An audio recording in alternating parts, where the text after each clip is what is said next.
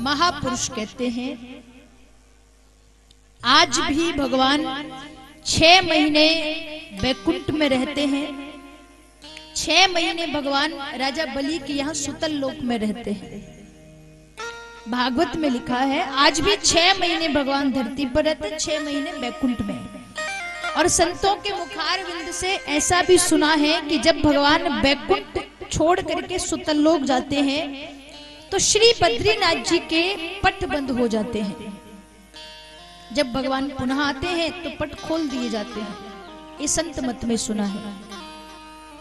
इस प्रकार भगवान श्री हरि का वामन अवतार हुआ। महाराज परीक्षित जी ने एक और बड़ा सुंदर प्रश्न किया, प्रभु महापुरुष हमेशा भगवान के नाम की महिमा को गाते हैं। संतों ने सबसे बड़ा जाप भी बताया है तो नाम जप। क्या भगवान के नाम ने कभी किसी का उद्धार किया? क्या भगवान के नाम जप में वो बल है जो उद्धार कर दे जीव का? गोस्वामी जी ने भी कहा है कलयुग केवल नाम आधारा, सुमिर सुमिर नर उतरे पारा। कलयुग में नाम स्मरण करने मात्र से लोगों का उद्धार होगा। पर इससे पहले क्या कभी ऐसा हुआ कि नाम जपने से किसी का उद्धार हो गया हो? कोई भी संसारी व्यक्ति के सामने आप कोई बात रखो, भाई ऐसा होता है, तो पहले वो प्रमाण पूछेगा। क्या प्रमाण है? क्या कभी किसी के साथ हुआ है? फिर 1-2 व्यक्ति बताओ कि हाँ उसके साथ ऐसा हुआ है, तो फिर वो विश्वास करेगा कि हाँ। अब राजा परीक्षित जी भी तो संसारी हैं। जब सुखदेव भगवान नाम महिमा गाने लगे तो परीक्षित जी ने पूछा कैसे विश्वास करें कि नाम लेने मात्र से लोगों का उद्धार हो जाता है? क्या कभी किसी का हुआ? तो सुखदेव जी कहते हैं हुआ है। अजामिल का उद्धार बस नाम लेने से हुआ है। ये अजामिल कौन है? सुखदेव जी कहते हैं कि कन्नौज की पावन भूमि पर कान्य कुंज ब्राह्मण परिवार में एक बालक हुआ जिसका नाम रखा अजामिल। क्या नाम रखा? अजामिल। अजामिल को वही ब्रह्म विद्या सिखाई गई। पढ़ने के लिए विद्वान पंडितों की शरण में भेजे गए। अजामिल बड़े हुए, बड़े समझदार विद्वान पंडित बने, खूब ज्ञानी, खूब विद्वान थे, ज्ञान मार्ग पे चलते थे, धर्म का प्रचार प्रसार करते थे। एक बार अजामिल एक जंगल से होकर के कहीं जा रहे थे। यहां उन्होंने एक शूद्र दाम्पत्य को देखा, एक वेश्या को देखा, और वेश्या को देख करके इनके मन में तरह तरह की कामनाएं जागने लगी। कामनाएं इतनी जागी कि ये अपना धर्म कर्म सब छोड़ करके उस वेश्या के पास ही रहने लगे। अब वेश्या के पास रहते हैं तो वेश्या का खर्चा भी उठाना पड़ता है। अब वेश्या के घर में रहते हैं तो कर्म कांड तो इनसे कोई करवाता नहीं है। अब क्या करें? इन्होंने एक गलत रास्ता पकड़ लिया। शराब पीने लगे, चोरी करने लगे। ये चोरी करके धन लाते और घर परिवार का खर्चा उठाते। चोरी करने पे इतना धन नहीं मिल पाता तो इन्होंने गांव-गांव में डाके डालना आरंभ कर दिए। इनका नाम ब्राह्मण अजामिल से डाकू अजामिल हो गया। सारे गलत रास्ते अपना लिए। एक बार संयोग बस इनके गांव में संत महात्मा पधारे। बात समझ में आ रही है? थोड़ी देर बाद पूछूंगी मैं, ठीक है? एक बार अजामिल जी के गांव में साधु संत पधारे। संतों का नियम होता है कि वो वैष्णव के घर में ही भोजन करते हैं। जिनके घर में शुद्धता है, पवित्रता है, साधु संत उन्हीं के यहाँ ठहरते हैं। जैसे ही आए तो गांव के बाहर ही लोगों से पूछ लिया कि भैया क्या आपके गांव में किसी वैष्णव का घर है जहां हम रात रुक सकें, भोजन कर सकें?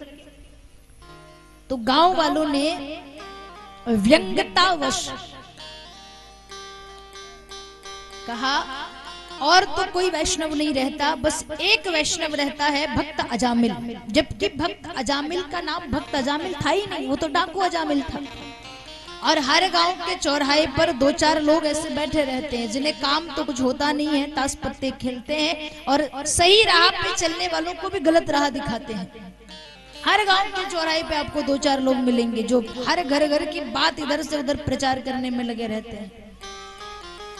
हुआ वही, इन्हें भेज दिया अजामिल के घर। जानते हैं कि अजामिल भक्त नहीं है, फिर भी साधु संतों को धोखे में रखा।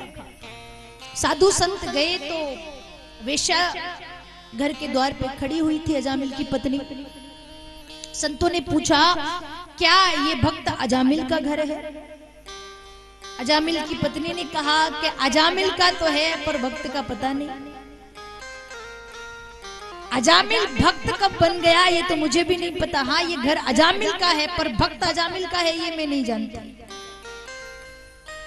संतों ने कहा कि देवी, हम भोजन करना चाहते हैं, हम भूखे हैं और हमें पता चला है कि ये वैष्णव का घर है, तो हम भोजन के लिए आए हैं, क्या हमारे लिए भोजन मिलेगा? अजामिल की पत्नी ने कहा कि जरूर मिलेगा, आप आइए। साधु संतों को घर में बुलाया, भोजन बनाया, संतों ने भोजन पाया। संत जैसे ही भोजन करके अपने भोजन की थाली से उठे, अजामिल आ गया। बड़े क्रोध में आकर के अपनी पत्नी को खूब सुनाने लगा, क्रोध में आकर के गालियां देने लगा कि हमारे खुद के भोजन की व्यवस्था नहीं है और तू संतों को भोज करा रही है। अजामिल की पत्नी ने कहा कि अब गाली देने से क्या हो, संत आए थे, घर में सामान था तो बना दिया, अब संतों ने प्रसाद पा लिया है, बाद में गाली सुनाओ तो क्या मतलब? कोई बात नहीं, इतना पुण्य ही हमने कर लिया। संतों ने मुस्कुरा के कहा, बेटा हमने तुम्हारे घर का अन्न खाया है और नियम होता है कि साधु संत अगर किसी के घर आए तो उन्हें कुछ न कुछ दक्षिणा जरूर देना चाहिए। हम तुम्हारे घर आए हैं, तुम्हारे घर का अन्न खाया है, तो दक्षिणा में क्या दोगे? अजामिल ने कहा, बोले महाराज तुम्हारा ये आसन कमंडल, ये लोटा सोटा मैंने छीना नहीं है, समझ लो यही तुम्हारी दक्षिणा है। मैं तुम्हारे ऊपर रहम कर रहा हूँ, तुम्हारा सामान नहीं छीन रहा हूँ, यही दक्षिणा समझो, जाओ यहाँ से। संतों ने कहा कि बेटा अब आए हैं तो दक्षिणा तो तुझे देनी पड़ेगी।